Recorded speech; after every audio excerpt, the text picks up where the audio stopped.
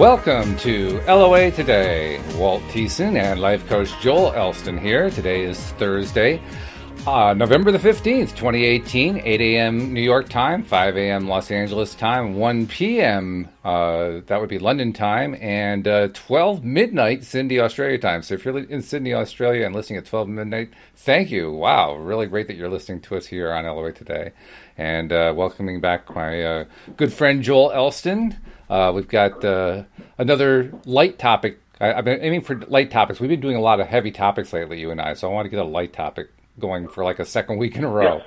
Right? Because we need that. That'd be great. We need to lighten things up quite a bit, you know. So I grabbed something off of your Facebook feed about how important it is to focus on our own Facebook, on our own Facebook. Yes, well, there's that too. But how important it is to focus on our own happiness, and that the happiness is in our own control. And as your meme said, that means you're off the hook. Whoever's listening, and it's not up to you; it's up to me to be happy.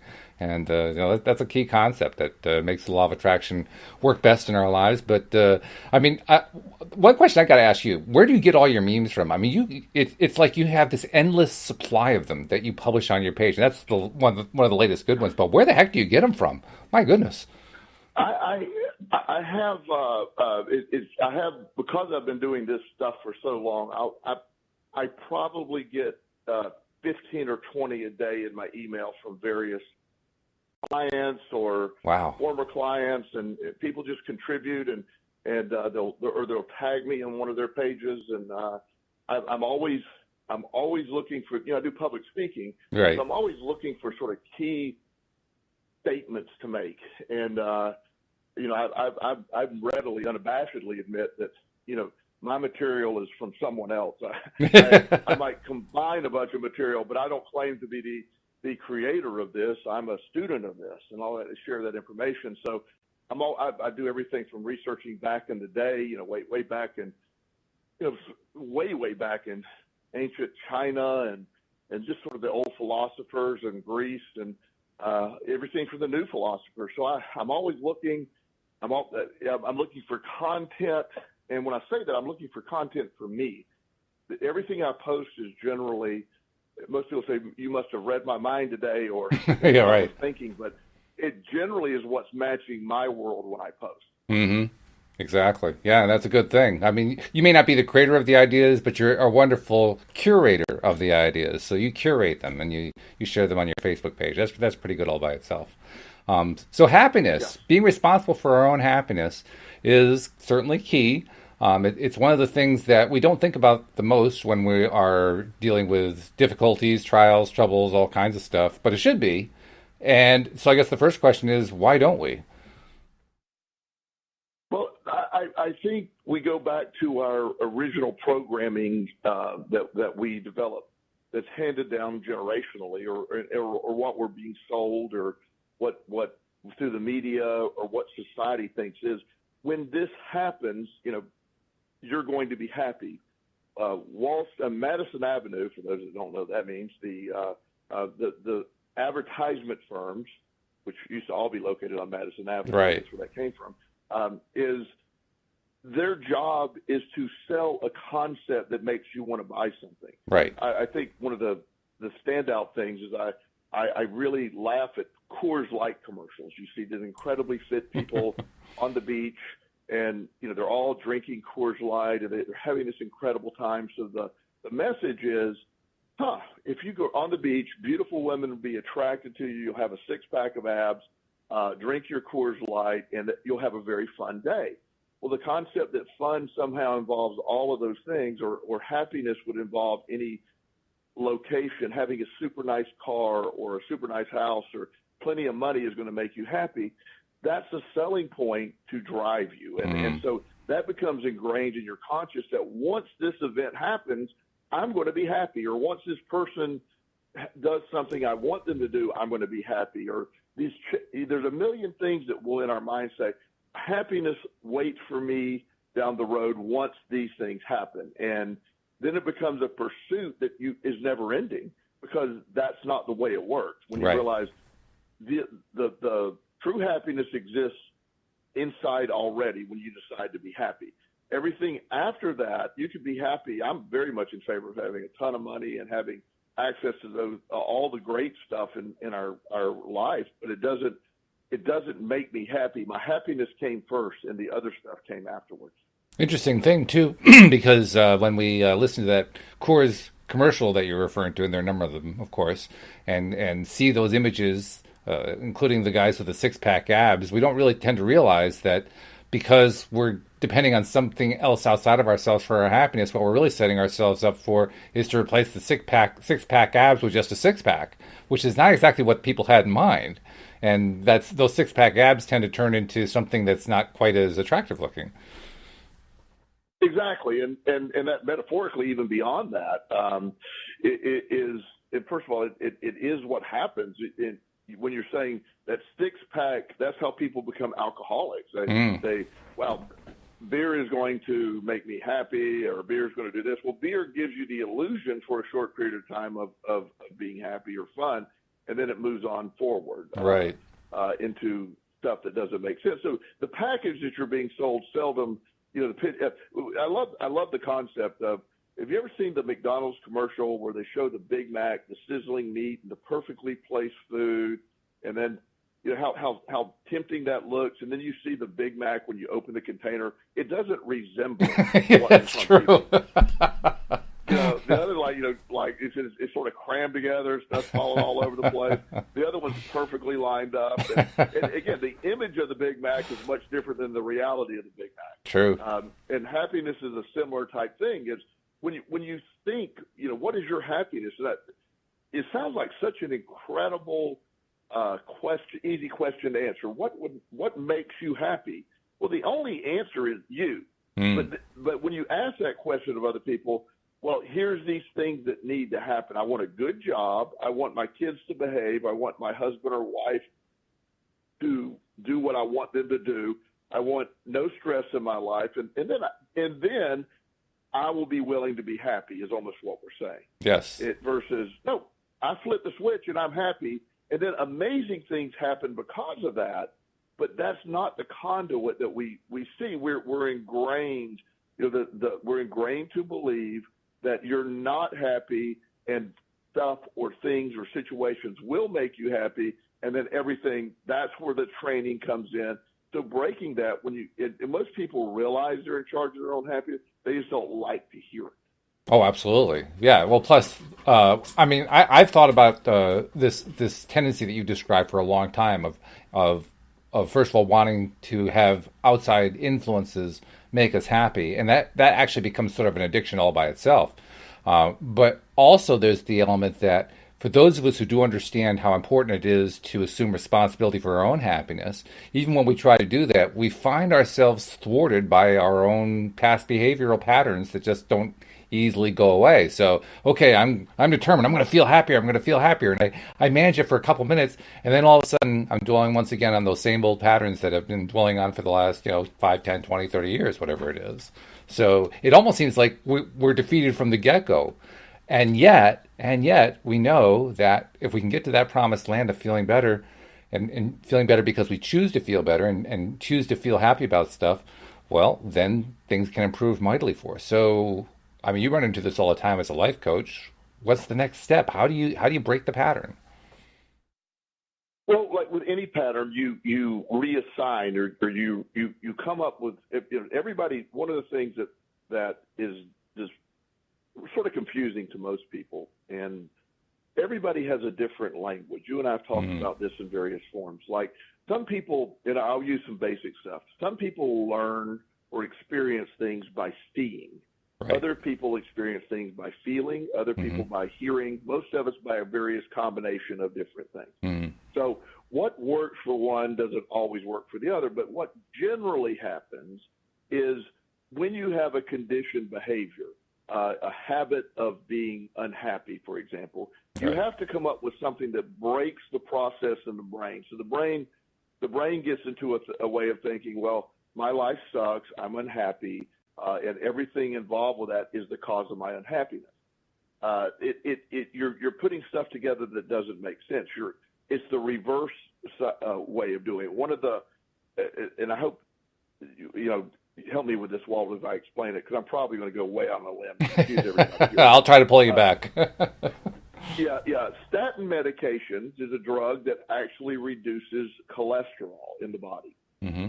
Doctors prescribe it readily. And again, I'm not giving medical advice. I'm using an example. Right. So people who have heart attacks generally have high bad cholesterol. So they created a drug that damages the liver so it doesn't produce cholesterol. I love the way you said that. Yeah, maybe I misspoke, but that's what happened. So this drug effectively reduces cholesterol. So assuming that reduced cholesterol, because everyone who has a heart attack or most people who have heart attacks have high bad cholesterol. So you would assume that reducing the cholesterol, if you really do the research, there's no correlation. The amount of heart attack, yes, it effectively reduces your cholesterol, and it doesn't reduce the number of heart attacks. So what's that about? So it's the same thing when we're thinking about happiness.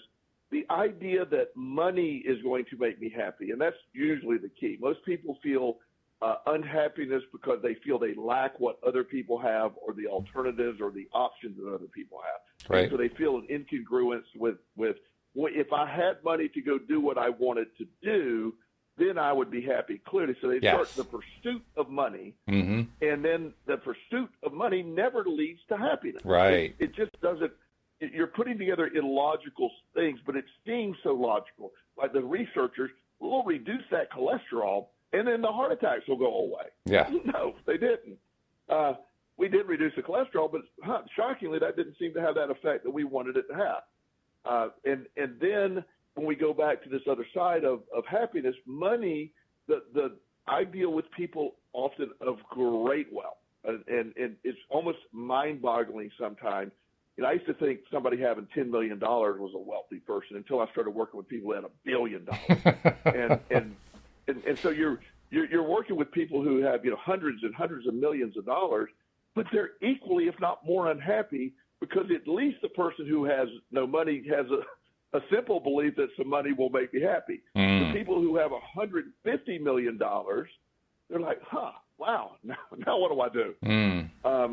And the answer to both is the same. You find happiness within you, and then life becomes happy. Some of the happiest times of my life were some of the poorest times of my life. And I didn't realize that for years, that I was actually more fulfilled when I didn't have anything and I was building my life back. So I equate that to the struggle that I often talk about. I've changed my perspective of struggle. I love struggle. It's invigorating. It makes me stronger. And so life itself with happiness to me is a struggle, not the struggle that most people would say. I love to struggle. So I feel alive when there's a challenge. I like to be building new things. I like to help companies who are struggling turn things around. And those are things that I enjoy doing. I like to take on the task. I'm the person who believes, like, for example, if you were to say and I know you're a baseball fan, Walt, but I'll break it down simple, a football analogy. There's a really good team called the New England Patriots.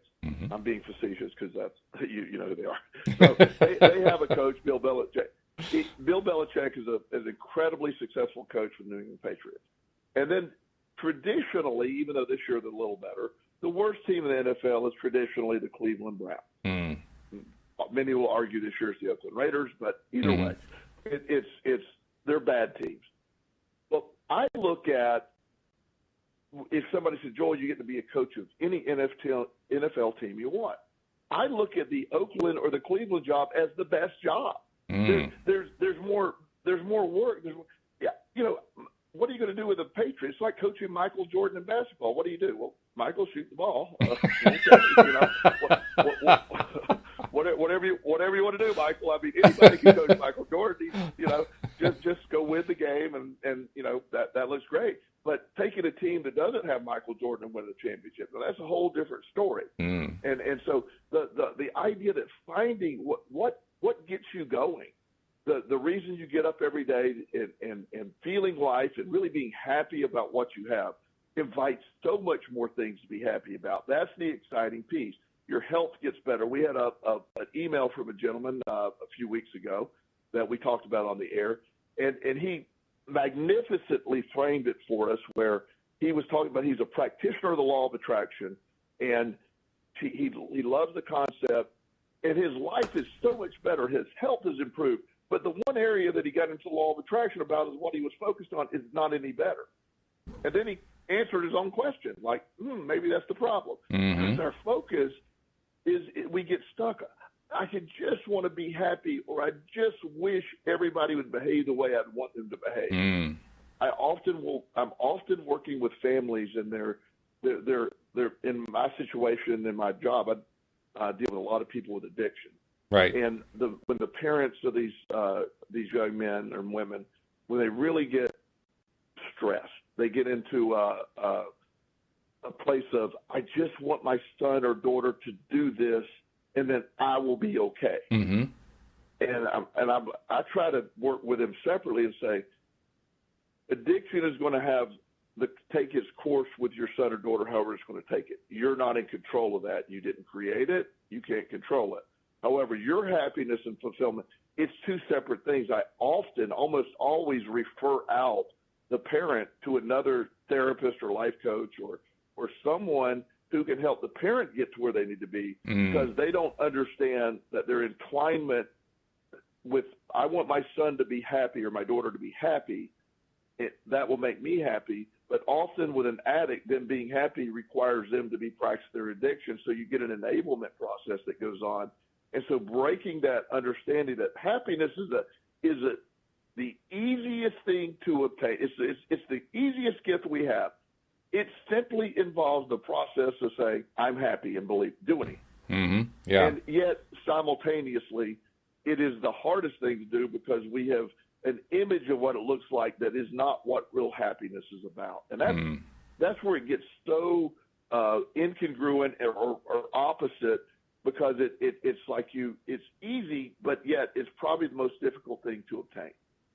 One of the things that you said early on there had to do with people who have oodles of money, huge amounts of money, not being happy. And I can just imagine a bunch of people, like right now we're live streaming this as we record it to the Law of Attraction Changed My Life group on Facebook. And I've seen lots of posts like this. I can just imagine people saying, well, if I had $150 million, I could promise you this, I'd be happy, I'd be doing great, but I can't seem to get there. The money just doesn't come from me. That's why I'm not happy. And I mean, you and I think, can easily see what's going on there, but lay it out for people. What's going on with that thinking process that's working against the person who's thinking that way? Well, by believing that, by saying that, you're saying, I'm unhappy because I lack money. I lack abundance, so I'm unhappy. Well, as we always say, the law of attraction picks up on the energy you're projecting. So what the narrative you just given the law, I lack money and I'm unhappy. It doesn't care that you're connecting the two, but I lack money and I'm unhappy. So the law of attraction says, let's fulfill this guy's order of unhappiness and more lack. And that's what you keep getting. And then you get more unhappy and you get more lack, and then you're equating the two. Once you get happy and where you're at, once you start feeling that good vibration, then again, the law of attraction picks up, this guy's happy again. Now, if I'm happy, I know very happy people that are poor and remain poor. Happiness doesn't automatically equate to money either. It's understanding that I know people that are happy and are fearful of money, and they continue to, they don't particularly want it, but they don't like the fact that they're lacking money. However, they get very simply involved in, I can accept this. I can accept my position the way I am, and I'll be fine being poor, and that becomes a lifestyle for them. And that's okay too, because they're happy. But when you really, really want an abundance, and you understanding what it does, money for me doesn't give me, I have nice cars, I have a nice house, I have stuff I like, but that's not the point of it. It gives me options. It gives me a freedom, because I choose to allow it to be a freedom. Some people makes money a jail or a prison. It becomes a devastating event, and the depression, or when the stock market crashed in the 1928 or 30, wherever that was. 29, There were 29 people were jumping out of windows and killing themselves and over. It meant everything. Actually, that came a lot later. Believe it or not, nobody actually jumped out of a window that day. That's a myth that kind of developed over time. But there were no actual deaths on Wall Street that day. But later on, there was a whole bunch of people were getting very, very depressed. Yeah. Later on, it became, whoa. When they lost, not literally the stock market crash, but when they lost, when the accumulation of it all came and they lost their perceived, the money was on paper anyway. Right. It is. There's a gentleman that I've talked to before. He had a .com company many years ago when the internet was going crazy.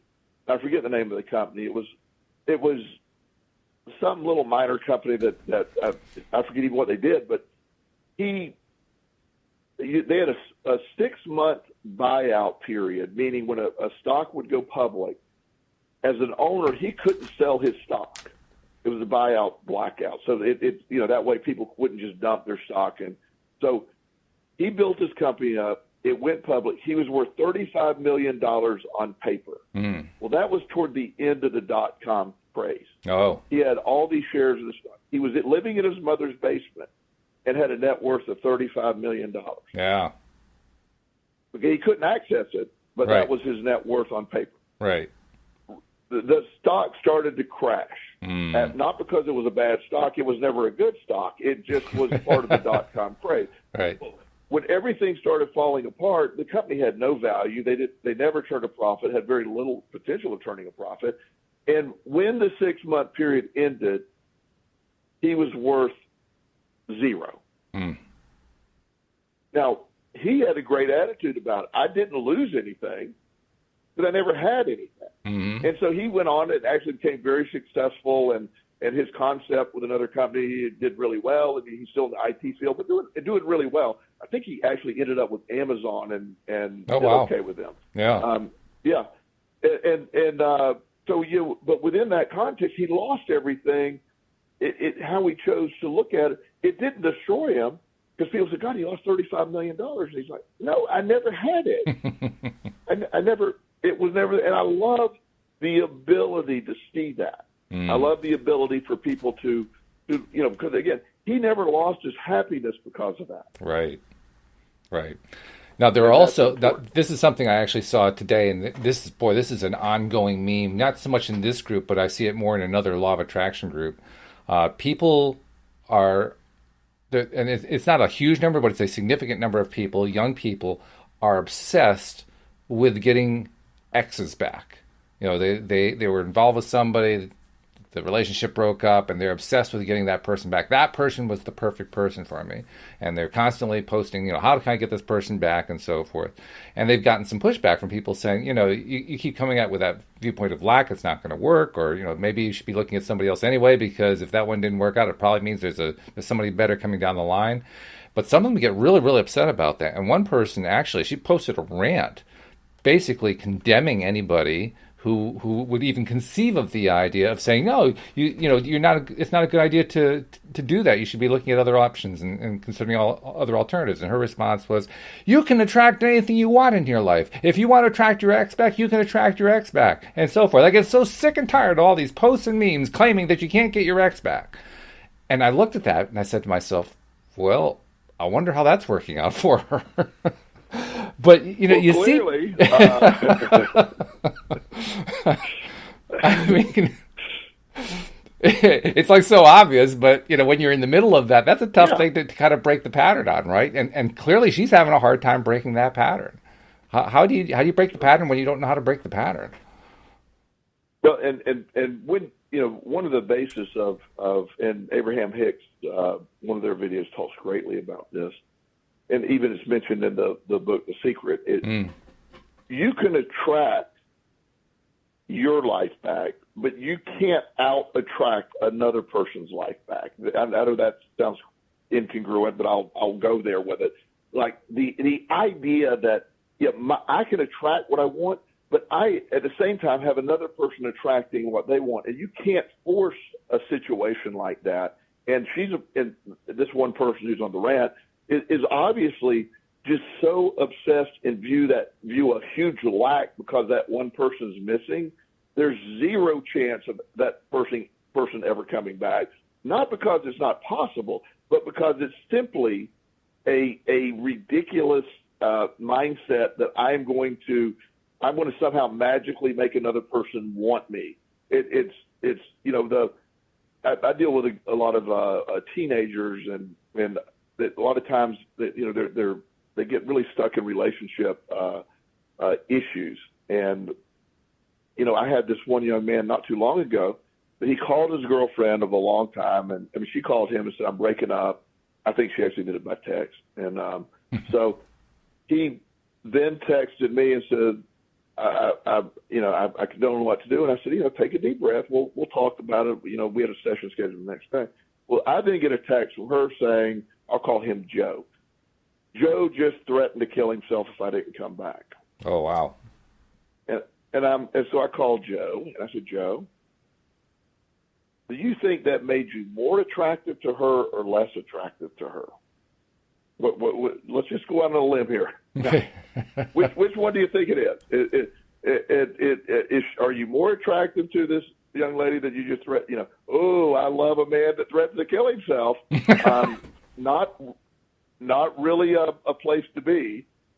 Versus understand." And so he did a really good job. We spent some time fixing it all up, and he's accepting, he's moving on. But the idea that there's an influence of, because the other person is attracting what they want or what they need. And I'm sure somebody's not attracted. I need a really needy person who is desperate to have me back.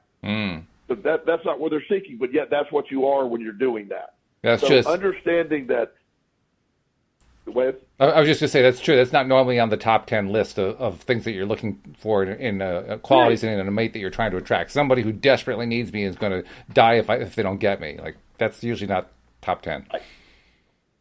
Right. And that's so great that we can see that, because when you're trying to attract what you want, it isn't like you're attracting someone else's what they're trying to. You can't magically say, "Oh yes, the energy I'm putting out there, I desperately want you back." Well, that has the total reverse effect of what we're trying to do.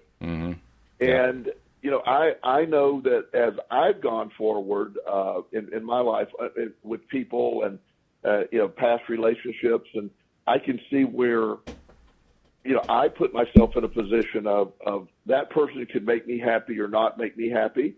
And I will never be able to be happy. It sounds like a lot of these people that say this, they have a belief that they can never be happy without that person in their life. And if that's the case, then if that's what they believe, then they're absolute correct. They're correct. So, and that's exactly what's going to happen. It makes a big difference. Yeah. That's the thing. Yeah. They don't. I don't think they realize what it is that they're attracting. And at some point, you have to come to the realization what you're attracting is not what you think you want. You think you want that person back, but that's not what you're putting out there. And the only way you can really turn that around is to stop putting out there this thing that, I got to have this person back. The people who are putting that out don't realize they're blocking themselves. I don't think they realize that they are actually putting the biggest barrier in their own way. And don't you think that applies to pretty much everybody who faces these things? Oh, yeah. For me, I think no matter what it is, whether it's relationships or money I don't go after happiness by viewing myself as having a lack of happiness. You don't do that. It does, and that's where the law of attraction trips most people up. I'm going to go get me some happiness, which I don't have. Well, again, the "I don't have it" is the message you're putting out, or "I don't have the money. I desperately need money." So again, the issue is, this guy must really and desperately needing money. So let's keep giving that vibe to him. And that's what's picked up on. That's a check you're writing with that emotion. And that, like our emailer that we mentioned, because he was pricing the law, the areas of his life that he didn't view a lack in became so much better. Right. They were incredible. He lost a lot of weight. He got off medication. It was like, wow, I'm not even trying to do that. The stuff he was trying to do was eluding him. So and that's the whole point. Yeah, so wouldn't it be cool then if the people who are so obsessed about getting the ex back were to start posting things like, you know what, regardless of whether the ex comes back or not, I'm going to be happy anyway. Well, that would be, first of all, it'd be a refreshing change of pace, to have those kinds of posts coming out, But secondly, they'd actually be more successful. I don't know if they'd necessarily get the ex back, but they would find the right person in their life a whole lot quicker if they approach the whole situation that way, saying, you know what, I feel good about myself. I'm actually a good person. And, that's going to be true regardless of whether or not he or she comes back to me. It's still true, and I have every reason to be happy because I have every reason to be happy. And I can even list the reasons. My reasons are A, B, C, D, E, F, G. And there they are, and I feel good as I even express them, and as I talk about them, I realize, wow, I got a lot going for me. And just that's a big shift right there, but just that one shift can make all the difference in terms of finding that person you're looking for. I know it happened with me. When I first met Louise, I had been through some really, really bad stuff, frustrating over a long period of time, and had gotten to the point where literally I just quit doing all that. I just said, I throw in the towel, I'm done. And I'm just going to feel good about my life. And if it means I'm a bachelor for the rest of my life, well, then I'm a bachelor for the rest of my life. But I just can't play that crazy game anymore. So I'm done with it, and I'm just going to be the best that I can going forward. And it wasn't a quick transition. I mean, it didn't happen fast in terms of my feeling better about myself. But as these things go, meeting Louise happened relatively quickly after that. I mean, we first talked on the phone about a month later. And that, as I look back on it, a month is almost nothing. At the time, it seemed like an eternity. Well, and that's it. Yes. That's the beauty of what you're talking about. For me, the idea of, as a recovering compulsive gambler, my number one drive for years was to get money in which to gamble with. And so I'm constantly putting out this lack of feeling and constantly was craving and chasing money. And it was just a really very frustrating that I couldn't understand how I'd gotten in the situation. Right. Then as eventually it got to a point of like, look, this isn't working. And like you're saying, it was more of a subtle, this is not a snap. When you look back over 23 years, nothing happened snap of the fingers, but there was an evolution of it. Yeah. And as I evolved, I realized, hey, whatever, I'm going to be fine. I have enough.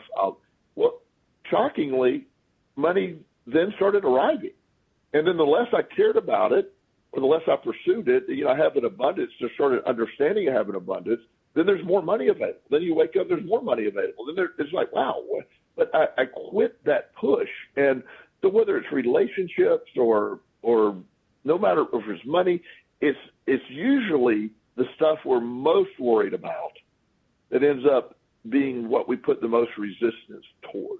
Yeah, exactly. And in fact, that's the indication right there. I mean, like you mentioned the guy who wrote us a couple weeks ago, and everything was going right. He was getting all the stuff that he wanted except for the thing he was focused on. I was telling my story about how my life was improving in a number of different ways, but not where the relationships was concerned, because that's where I was focused on. If you get that kind of result over and over again, you're getting abundance in the other areas, but not the area you're most focused on. It tells you something about what you're focusing on, and more precisely, the way you're focusing on it. It's telling you that your focus is messed up. You're focusing in a lack mentality. You're focusing in a I don't have, I'm unhappy mentality, and I'm an unsuccessful mentality. And that's what's messing you up. It's your focus. Yes. And that's universally with the law of attraction. Where we get stressed.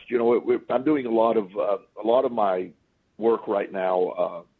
Study is on anxiety. I'm fascinated with anxiety, and it is a driving factor. It's a big factor in the law of attraction. Anxiety is what you're anxious about is again the resistance to where we're going, or that's why people get in such desperate financial situations. And I have a person that I'm working with that had I'm not going to give any identifiables, but this person really is having a difficult time accepting just sort of a new situation in life. This financial stress is huge, and there's this cascading event of things happening where everything is falling apart from this person's perspective.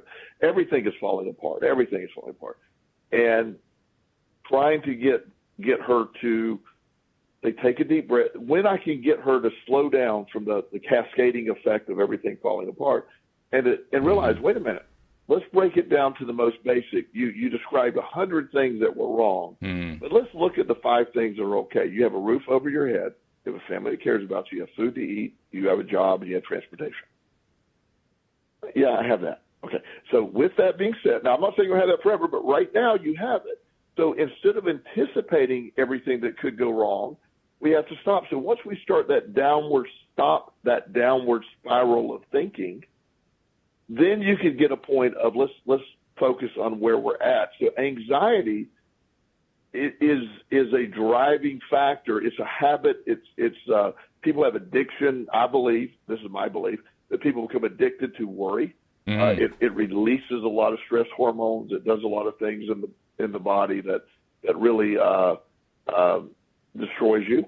And if you can stop with that downward spiral and stop with that thinking, you have a chance of rebuilding and rebooting and then getting things away. But this young lady that I'm working with, she'll have these huge awakenings, but they usually come after a total meltdown. And then she keeps accepting her new reality. Then things get better. Then she has a meltdown. And I see it, and she's starting to realize that the meltdowns aren't necessary. They're just conditioned. And so when we get unhappy, being unhappy is conditioned. It is, we weren't placed on the planet to worry and suffer. It's not why we were here. But yet somehow that's become our thing. And then, I'm not getting off into a political rant, but, politics requires so much fear-based stuff that you hear them say, there's this huge caravan of horrible people coming to invade our country, and you must vote this certain way to keep it there. Well, people are really believing that the reality is not what's being sold. It's a different scenario than what it is. But yet we're fear is the key there. Right. So if I can get you fearful, let's not be happy about it. Right now, the stock market is doing incredible. Stock market not so much, but the economy is doing incredibly well right now. Unemployment is its lowest rate. If we could focus on things that are really good, things are pretty good right now. Overall, on the world stage, I mean, it doesn't seem like things are that really bad. I mean, compared to where we're at. So if we could focus on what's really good right now, we have plenty. But yet, it's a much easier package to sell when you're focused on lack or fear, or because those things hit your safety. I want to make you feel unsafe, and then you're unhappy and will live a fear-based existence. And I'm the only person as a politician who can save you if you just trust me. The other people want to expose you to unhealthy, unsafe situations, and they deep down want you to die, is what they're saying. Yeah, that's true. Not accurate. No, it's not accurate at all.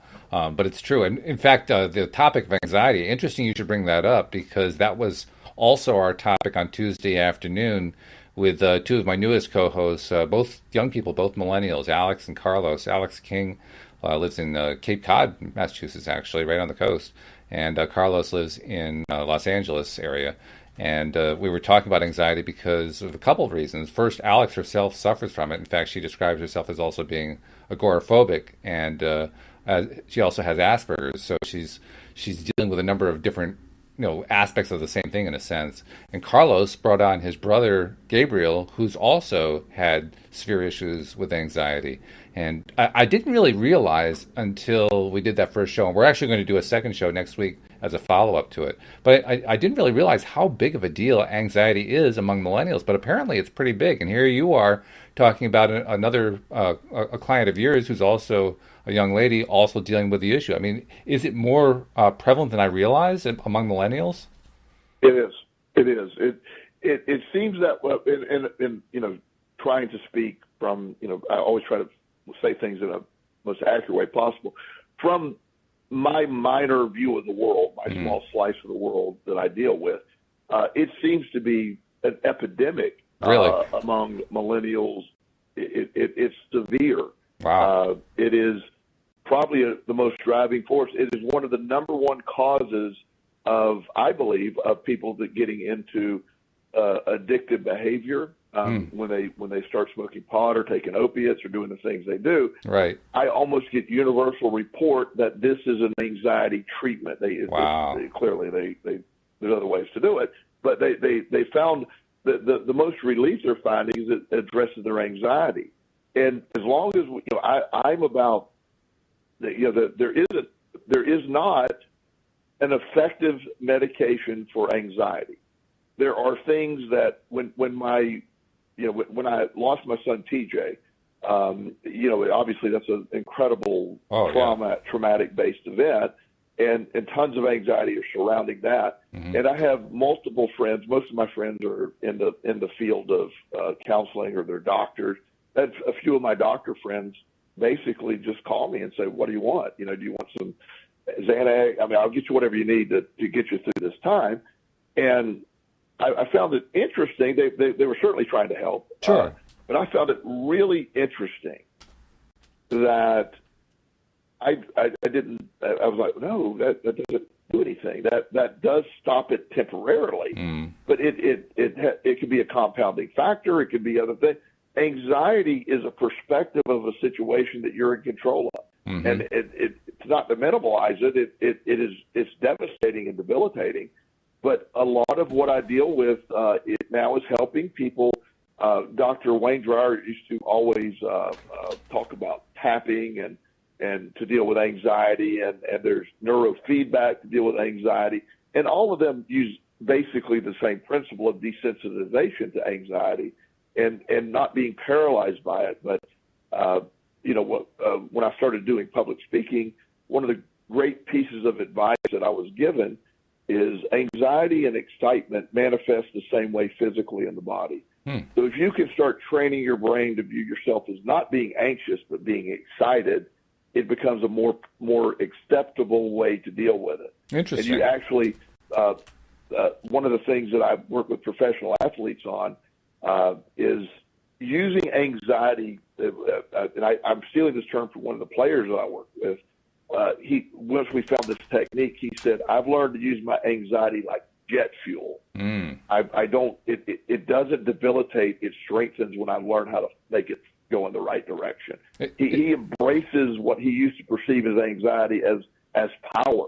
It puts him in a game plan. So he's adjusted his perspective of anxiety, and now it's a tool for him. It's interesting you mentioned that, because Carlos's brother Gabriel said very much the same thing. He talked about how he treats it now as his superpower. That was literally the term that he used, his superpower. Yeah.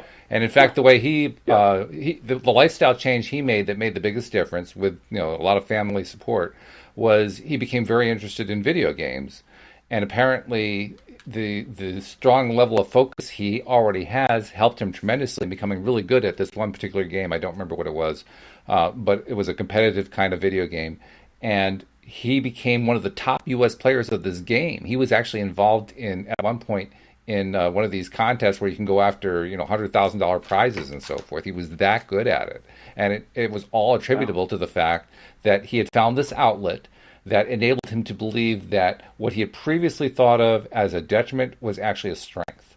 And that's a pretty cool thing when you can turn it around like that, because that's one of the things that Abraham teaches, right?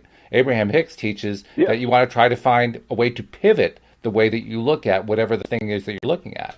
If you can pivot it from something that doesn't feel good to something that does feel good, you're going to shift not only your perspective, but you're going to shift your results. Yes, and the big blow up from all of this, and I'm really excited you guys are doing that topic, because we have a belief that people say, well, try hard not to be anxious. Well, again, law of attraction is like, okay, all law of attraction here is anxious, anxious, anxious, and so it feeds back on that, not to, or try hard not to. Right. What you do is you for me, I don't suffer for, there were periods of time when anxiety was devastating for me. It doesn't do anything to me anymore. I've controlled it. And again, if I find myself feeling anxious about a topic, I go to the topic. I go, what is it? What is causing this stress? What am I fearing? There's always going to be a fear base to it. It's not a logical fear, obviously. So what is going on? And I can almost always immediately identify what it is and be able to say, okay, I'm actually excited. If your anxiety is based on the concept of what is going to go wrong or the stress attached to that, of what's going to go wrong. You're looking at, I'm worried that this is going to happen, or I can't. 1 month from today, I will not be able to pay my mortgage payment. Well, and also from what Alex and from Gabriel, from what they were telling me last week, sometimes it doesn't even have a deliberate focus. It's just sort of a general fear of they don't even know what it is. Just, in Gabriel's case, it was like he was in school and his fear was he wouldn't be able to keep up because he was getting all this stuff and he didn't even know how to organize his mind about it. So he just kind of shut down. He just kind of couldn't handle it. Well, but the fear is not being able to. There's always a thing, even though it feels because there's a term called generalized anxiety disorder. But there's always a thing of what you can't always identify it. That's accurate. Mm-hmm. But if you could ever get to the point of dissecting it, like say, I'm getting all this information, I can't do it, so I'm just overwhelmed. The anxiety of being overwhelmed, the anxiety of the unknown. There could be. And then versus what could go, what is this about? Mm-hmm. Just by dissecting or trying to identify let me be able to, and that's what learning your own inner dialogue and being able to say, where did this come from? When I have irrational thoughts or fears, again, doesn't happen often. I will have more than anything. Well, I'll have them in a dream, and then I get frustrated with myself in the dream because I know it's a dream, but yet I'm still feel it's very weird. I'm actually having arguments with myself in the dream. I'm like, this is stupid, and but yet at the same time, it's taking place. You've taken lucid dreaming to a different level. Most people like to do lucid dreaming to try to improve something in your life. You've taken it to the point of I'm going to have an argument with myself in my own dream. Yeah. Right? Yeah, and I do that. In fact, like sometimes I'll find myself in this incredibly stressful situation in my dream, and I'm going, first of all, I'm dreaming. This is stupid. Not doing it. And then I immediately wake up, and instead of like, oh, my God, and I'm like, okay, yeah, that was right. And I've learned to just be able to dismiss it and not even get stuck on it, anymore. But there was a time where I was just worried about being worried. I was anxious about being anxious. I was anxious about whatever was going to happen, because I just conditioned myself to awfulizing every scenario where my life was terrible. But when you're happy, it's try to be anxious and happy at the same time. That's a task. Tell me about it. Yeah. It doesn't match. And once you can get to a place of happiness, we break it down to, we are going to be able to get through this. And the stuff we fear is often the stuff we need anyway. I see people that you've heard multiple examples from me over the years of incredible people that have lost their job and they have nowhere to turn, nothing to do. And that began their process of their greatness. They moved on to greatness. But after that, they had to get rid of what was so, but their fear of losing their job actually kept them in a place they didn't want to be. And then when they finally lost their job, their worst fear came true. And then 6 months later, they're going, oh, thank God I lost that job. God, I lost that job. It's the greatest thing that ever happened to me. And you'll see that what we worry about is I use the term occasionally that the body seeks homeostasis. It doesn't want to change. It wants safety. So there's anxiety of change. There's anxiety of anything being different. There's anxiety of I don't want this out of the norm versus I want to embrace whatever happens. I want to embrace my life. I want to embrace this greatness that I'm living. And then let's just go do this. Let's not overthink it. When you do that, that's what our audience has, and they have the ability right now to be happy. And then within the happiness, be able to manifest the stuff that they truly want. Because the question that you've asked other people, you've asked yourself, I've asked myself, and what do you want sounds so easy. But when you say, what do you want? And they really start, most people don't really know. And that's a very nebulous message to be putting out there. I want more money is too broad of a statement. You want, because when you do that, you're putting out that you have a lack of. You want an abundance, you want a continued abundance in your life so you can focus to do the stuff that you're intended to do, to live a life you want to live. All that stuff is what you're attracting, and you get a lot of freedom within that. But the idea that a lack of money keeps me from doing anything to be happy is a self-perpetuating downward spiral, which never ends, and it's part of the anxiety process, actually. That's true, yeah. In fact, you're making me think about the fact that Cindy Chavez and I have been doing a lot of Neville Goddard lately. We've been reviewing the books that he's done. We've done the smaller ones, and we're actually now taking on one of his big books, The Power of Awareness. There are two key concepts that I've really taken away from Neville that I think are wonderful. One that is Cindy's favorite phrase, which is assuming the feeling of the wish fulfilled. In other words, when you want to attract something, you actually take the feeling of it on, and you're creating the experience of it in your mind so that you can attract it. The one that I really like, though, is where he talks about creating what Cindy and I are calling a vignette. He doesn't call it a vignette, but it's a little scene that you create that expresses what it's like whenever you have successfully manifested X, whatever X is that you're trying to achieve. And it is literally a small scene. It's short in duration. It lasts, 5 seconds, 10 seconds, 15 seconds. And it could be something as simple as if you were trying to attract a particular business. Like, he actually told the story in his book about somebody who wanted to have an Arthur Murray dance studio franchise in Nevada, I think it was. And he created in his mind this vignette of the regional director of Arthur Murray shaking his hand, congratulating him for now being the proud owner of this franchise in Nevada. And he just kept playing that one over and over in his head and getting excited about it, talking about your word excitement, and just getting into the feeling of it in a big, big way. And sure enough, it came true, and it actually played out exactly the way he had in mind. And Cindy and I have been sharing a lot of stories about things that we've experienced in our own lives. I mean, she actually had a great story this past week. She's been with her partner, Scott, now for 7 years, and almost on the spur of the moment, not quite, they got married this past Sunday. After a 7-year relationship, they finally got married, and she's absolutely thrilled about it and so forth. But she described to me how leading up to that wedding, she had this little vignette in her mind of her wearing a diamond ring and being toasted holding champagne, and being toasted specifically by her rabbi. She's Jewish.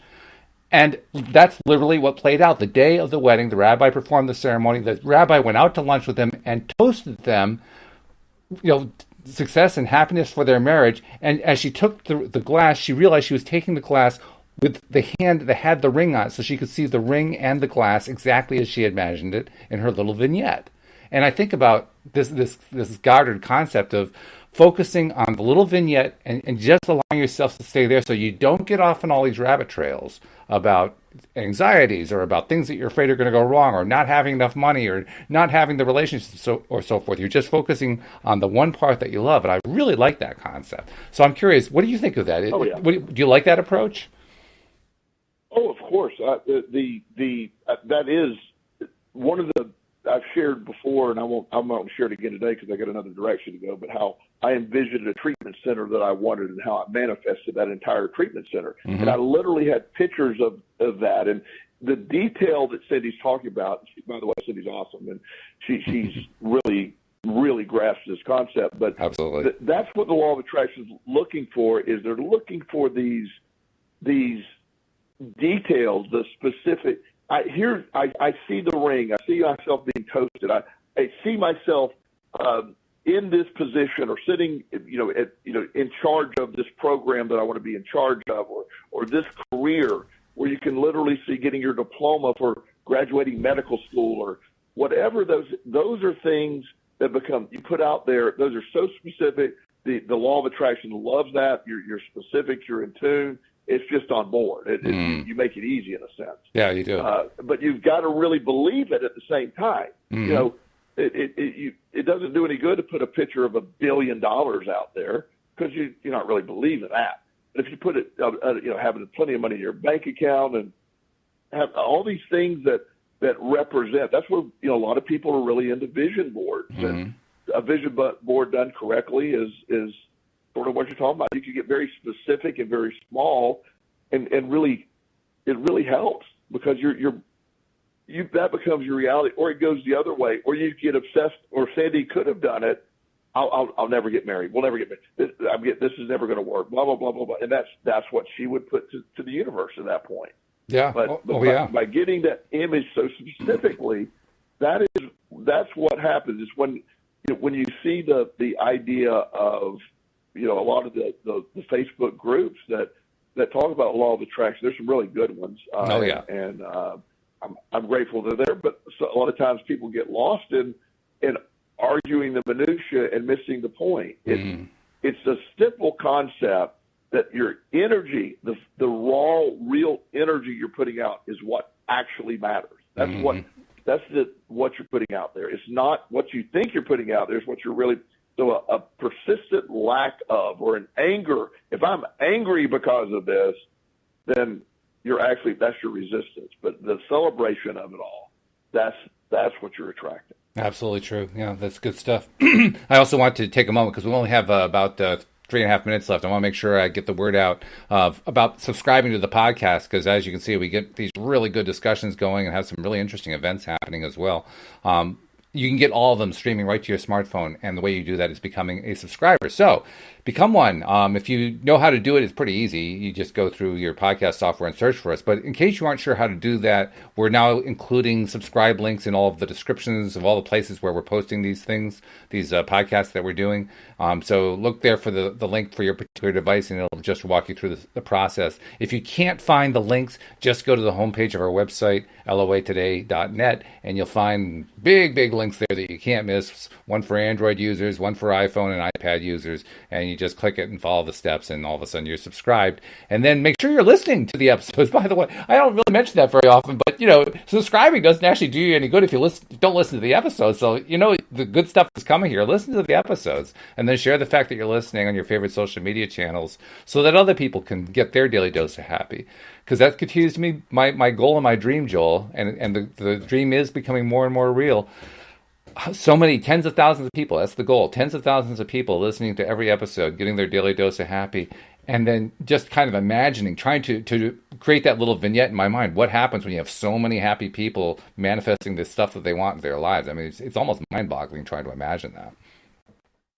It is, and that's as more and more, as this happens more and more, it becomes less mind-boggling. Yes, that's true. Then it becomes more reality, because the mind-boggling concept is actually resistance. That is, yes. So, yeah, and so when you see it happening, you start to say, this really can happen. Yeah. And that's what we're in the middle of right now. It's really happening. It's really cool. It's a lot of fun. Hey, before we leave everybody, too, anybody who knows anything about this stuff can tell you're a really fabulous life coach, and you've had so much success helping so many people over the years.